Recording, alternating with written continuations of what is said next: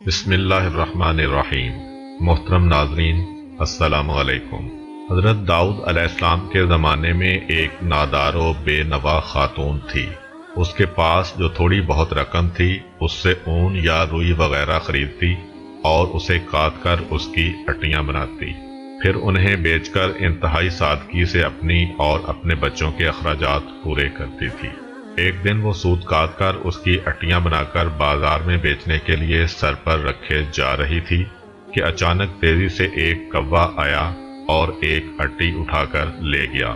وہ بے سہارا خاتون بہت رنجیدہ ہوئی اور حیران و پریشان حضرت داؤد علیہ السلام کے پاس آئی، اپنے تنگ حالات بیان کیے اور کوے کے اٹی اٹھا کر لے جانے کا واقعہ بیان کرنے کے بعد عرض کیا، خدا کی عدالت کہاں ہے؟ حضرت داؤد علیہ السلام نے اس سے فرمایا، ادھر بیٹھ جاؤ تاکہ تمہارے بارے میں فیصلہ کروں۔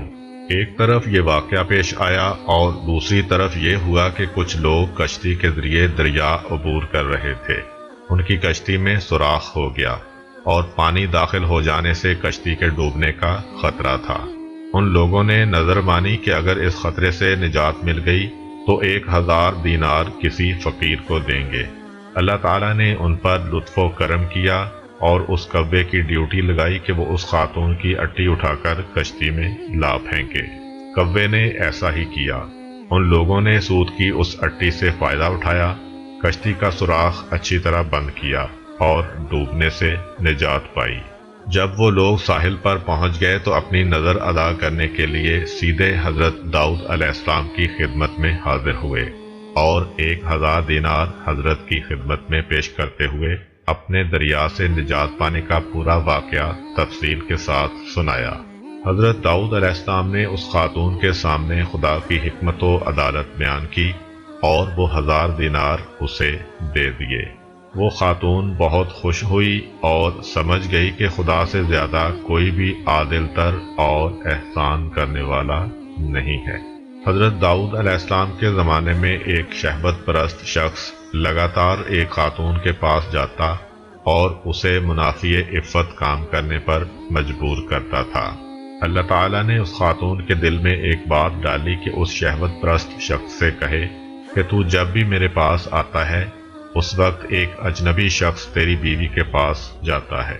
اس خاتون نے یہ بات اس شخص سے کہی تو وہ فوراً دوڑا دوڑا اپنے گھر گیا اور کیا دیکھا کہ ایک اجنبی اس کی بیوی کے ساتھ ہم بستر ہے۔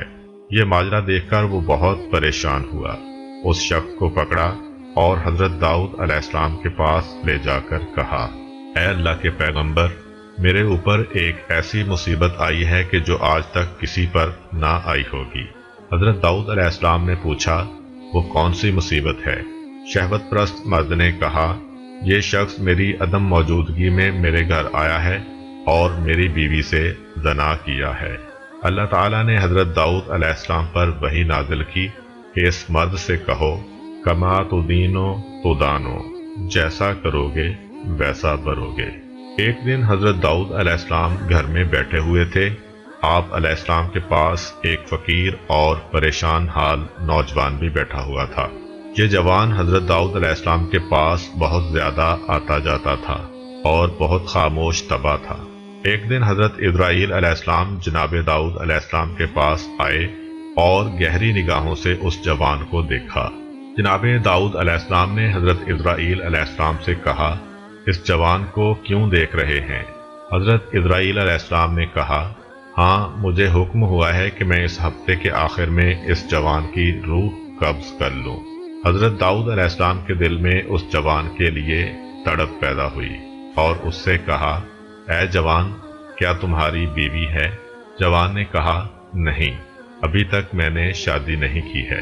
حضرت داؤد علیہ السلام نے اس جوان سے فرمایا، فلاں شخص جو بنی اسرائیل کا مشہور و معروف اور بزرگ فرد ہے کے پاس جاؤ اور اس سے کہو کہ داؤد علیہ السلام تمہیں حکم دے رہے ہیں کہ اپنی بیٹی کو میری زوجہ بنا دو، پھر اس کے ساتھ شادی کرنے کے بعد رات کو اس کے پاس رہو۔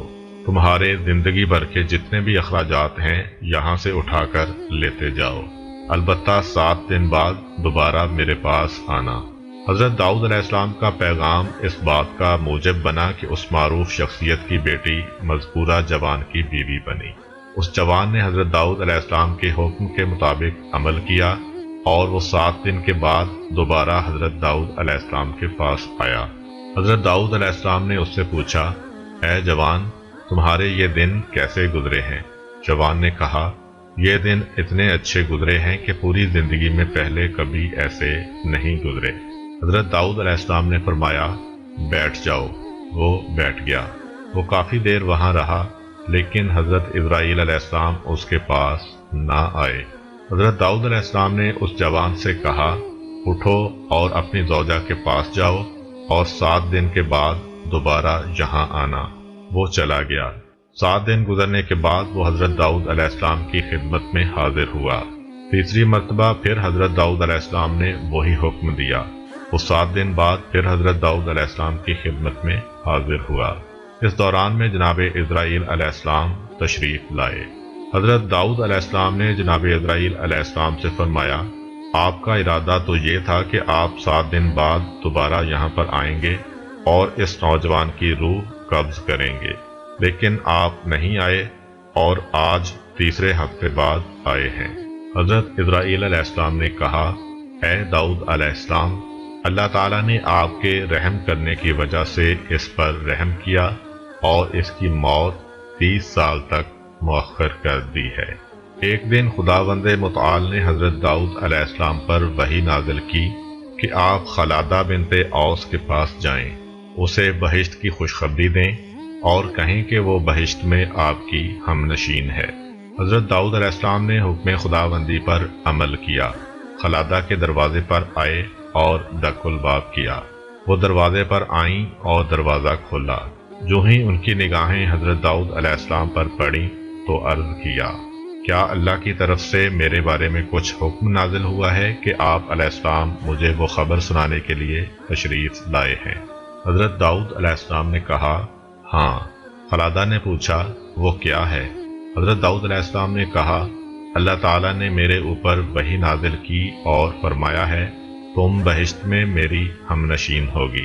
خلادہ نے کہا، آپ کو شبہ ہوا ہے، وہ میں نہیں ہوں بلکہ کوئی میری ہم نام ہے۔ حضرت داؤد علیہ السلام نے کہا، ایسا نہیں ہے بلکہ یقیناً وہ تم ہی ہو۔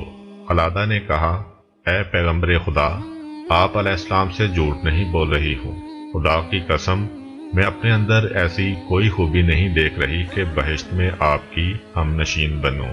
حضرت داؤد علیہ السلام نے کہا، تم اپنے باطنی امور کے بارے میں کچھ گفتگو کرو تاکہ جان سکوں کہ کیسی ہو۔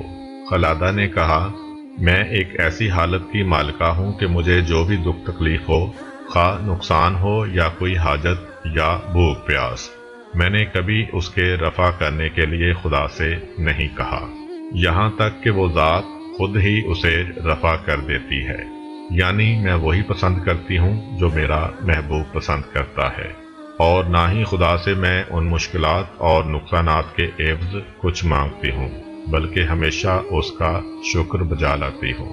حضرت داؤد علیہ السلام راز کی بات سمجھ گئے اور اس خاتون سے فرمایا، تم انہی خوبیوں کی وجہ سے اس مقام پر فائز ہوئی ہو۔ اگر آپ کو ہماری ویڈیو اچھی لگی ہے تو ویڈیو کو لائک کریں اور مزید اس طرح کی ویڈیوز دیکھنے کے لیے ہمارا چینل سبسکرائب کر لیں۔ ملتے ہیں نیکسٹ ویڈیو میں، اجازت دیجیے، اللہ حافظ۔